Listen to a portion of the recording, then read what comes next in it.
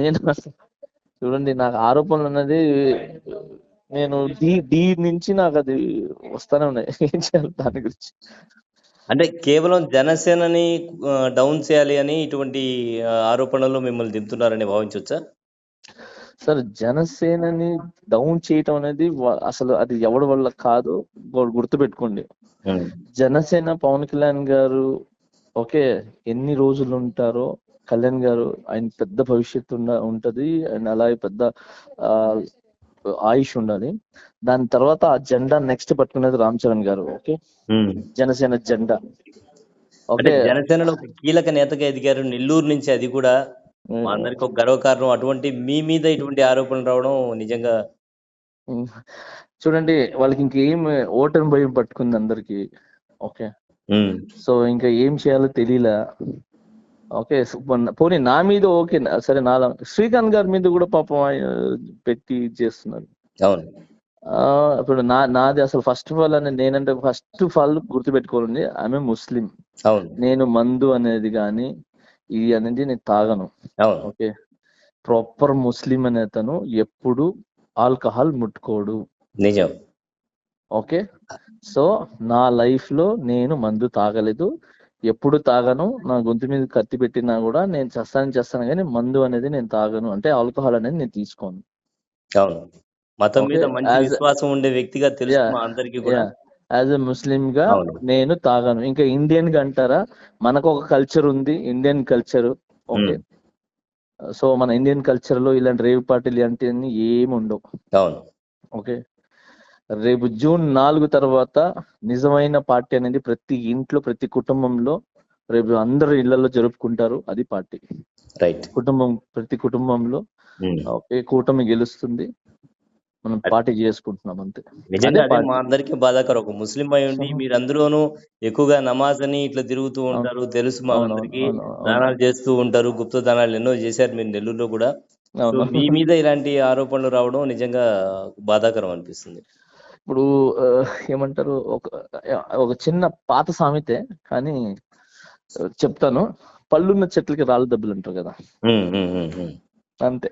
So మనకు వాళ్ళకి అంటే చెప్పాను కదా, ఒక ఏమి దొరకనప్పుడు, ఏమి ఏలెత్తి చూపించడానికి లేనప్పుడు ఏం చేస్తారని అంటే ఇలాంటి మతి లేని పనులు, పిచ్చి పనులు అన్ని చేస్తుంటారు. జానీ మాస్టర్, ఇప్పుడు చెప్పండి జానీ మాస్టర్. పల్లెపల్లి చెప్పండి. అదే మొత్తంగా తీసుకుంటే ఏపీలో మనకి ఎన్ని సీట్లు రావచ్చు అని భావిస్తున్నారు కూటమికి అంతా?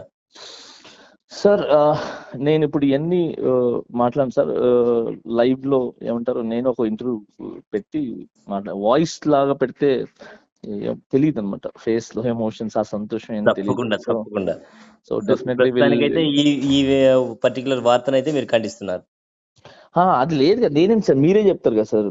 నేను అసలు అలాంటి పార్టీ అసలు ఫస్ట్ ఆఫ్ ఆల్ ఏంటంటే ఈ ఏమంటారు, మన పిల్లలకి హాలిడేస్ ఇచ్చిన తర్వాత ఆల్మోస్ట్ క్యాంపెయిన్ లోనే ఉన్నా. సో పాపం వాళ్ళకి టైం తీసుకొని బయటికి తీసుకుని వెళ్ళకపోతున్నా. పాపం వాళ్ళకి టైం తీసుకొని కనీసం ఆడిపించుకోవడానికి కూడా టైం లేకుండా పోయింది. సో అదే చాలా బాధపడుతుంటే ఇలాంటివి మనం ఎందుకు పెట్టుకుంటాం సార్? నిజం జానీ మాస్టర్, మీరు మాకు బాగా తెలుసు కాబట్టి. సో ఇవన్నీ ఫేక్ న్యూస్, అలాంటివన్నీ లేదు. ఈ రేవ్ పార్టీలు అనేది అదనేది మన కల్చర్ కాదు. మన కల్చర్ అనేది మీరు మా ఇంటికి భోజనానికి పిలిస్తే మనం భోజనానికి వెళ్ళి, సో మనం ఒక మంచి రిలేషన్స్ అనేది మెయింటైన్ చేసి, ప్రతి ఒక్కరు అంటే హిందూ, ముస్లిం, క్రిస్టియన్ అందరం అలాంటి భేదాలు లేకుండా ఒకరొకరు ఇంటికి వెళ్ళటం. సో రంజాన్ పండగకి మీరు రావటం, మీతో కూర్చోటం. సో మన ఇది సంక్రాంతి పండగకి మనం వెళ్తాం, మనం కూర్చోటం. క్రిస్టియన్ పండగకి మనం వెళ్తాం, అక్కడ కూర్చోడం. ఇది సార్ మన ఆ రోజులు జరిగే ఇళ్లలో ఇచ్చుకుంటాం కదా, దాన్ని పార్టీ అంటారు. ఇవన్నీ మన కల్చర్ కాదు. ఫేక్ న్యూస్ నమ్మద్దు ఎవరు. నేను బాగున్నాను, హ్యాపీగా ఉన్నాను, హైదరాబాద్ లో ఉన్నాను. వెళ్తే ఫ్యామిలీతో పిల్లల్ని తీసుకొని నేను ఈ హాలిడేస్ కి బయటకు వెళ్తాను. Thank you. మా సాస్ టీవీకి కాల్ చేసినందుకు, మీకు కాల్ చేస్తే మీరు ఏదైతే క్లారిటీ ఇచ్చారో ధన్యవాదాలండి. Thank you. నేను చూడండి, నాకు ఆరోపణలు అన్నది నేను డి నుంచి నాకు అది వస్తానే ఉన్నాయి. ఏం చేయాలి దాని గురించి? అంటే కేవలం జనసేనని డౌన్ చేయాలి అని ఇటువంటి ఆరోపణలు మిమ్మల్ని దింపుతున్నారని భావించవచ్చా? సార్ జనసేనని డౌన్ చేయటం అనేది అసలు అది ఎవడి వల్ల కాదు, గుర్తుపెట్టుకోండి. జనసేన పవన్ కళ్యాణ్ గారు ఓకే ఎన్ని రోజులు ఉంటారో కళ్యాణ్ గారు ఆయన పెద్ద భవిష్యత్తు ఉంటది అండ్ అలాగే పెద్ద ఆ ఆయుష్ ఉండాలి.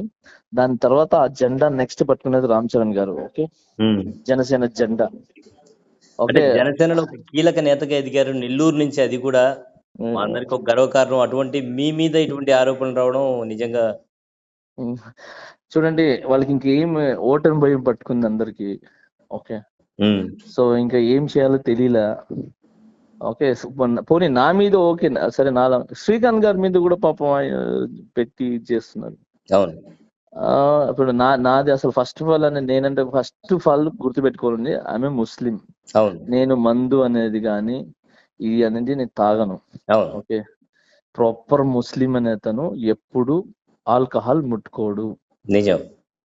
ఓకే సో నా లైఫ్ లో నేను మందు తాగలేదు, ఎప్పుడు తాగను. నా గొంతు మీద కత్తి పెట్టినా కూడా నేను చేస్తాను కానీ మందు అనేది నేను తాగను, అంటే ఆల్కహాల్ అనేది నేను తీసుకోను. అవును. మతం మీద మంచి విశ్వాసం ఉండే వ్యక్తిగా తెలుసు మా అందరికీ కూడా. యాజ్ ఎ ముస్లిం గా నేను తాగను. ఇంకా ఇండియన్ గా అంటారా, మనకు ఒక కల్చర్ ఉంది, ఇండియన్ కల్చర్.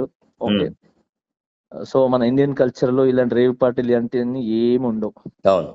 ఓకే రేపు జూన్ 4 తర్వాత నిజమైన పార్టీ అనేది ప్రతి ఇంట్లో ప్రతి కుటుంబంలో రేపు అందరు ఇళ్లలో జరుపుకుంటారు. అది పార్టీ.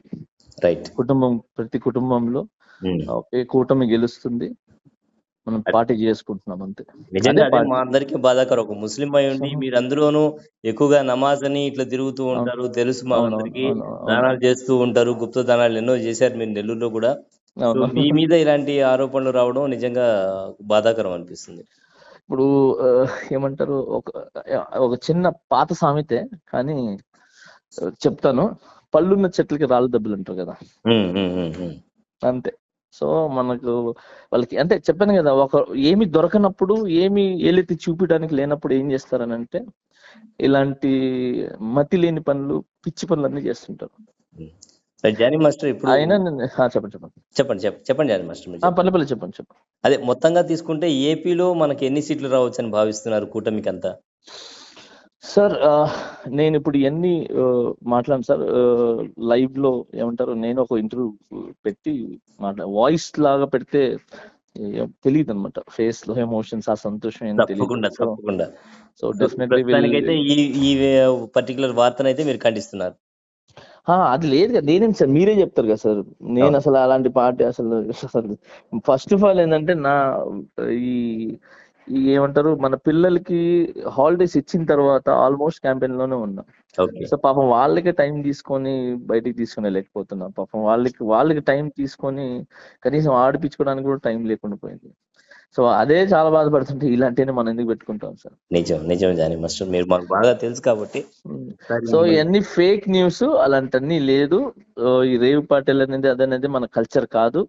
మన కల్చర్ అనేది మీరు మా ఇంటికి భోజనానికి పిలిస్తే మనం భోజనానికి వెళ్ళి, సో మనం ఒక మంచి రిలేషన్స్ అనేది మెయింటైన్ చేసి ప్రతి ఒక్కరు, అంటే హిందూ, ముస్లిం, క్రిస్టియన్ అందరం అలాంటి భేదాలు లేకుండా ఒకరొకరు ఇంటికి వెళ్ళటం. సో రంజాన్ పండగకి మీరు రావటం, మీతో కూర్చోటం. సో మన ఇది సంక్రాంతి పండగకి మనం వెళ్తాం, మనం కూర్చోటం.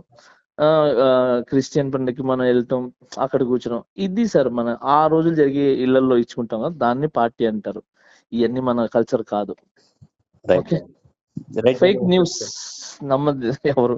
నేను బాగున్నాను, హ్యాపీగా ఉన్నాను, హైదరాబాద్ లో ఉన్నాను. వెళ్తే ఫ్యామిలీతో పిల్లల్ని తీసుకొని నేను ఈ హాలిడేస్ కి బయటకు వెళ్తాను. Thank you. మా సాస్ టీవీకి కాల్ చేసినందుకు, మీకు కాల్ చేస్తే మీరు ఏదైతే క్లారిటీ ఇచ్చారో ధన్యవాదాలండి. Thank you.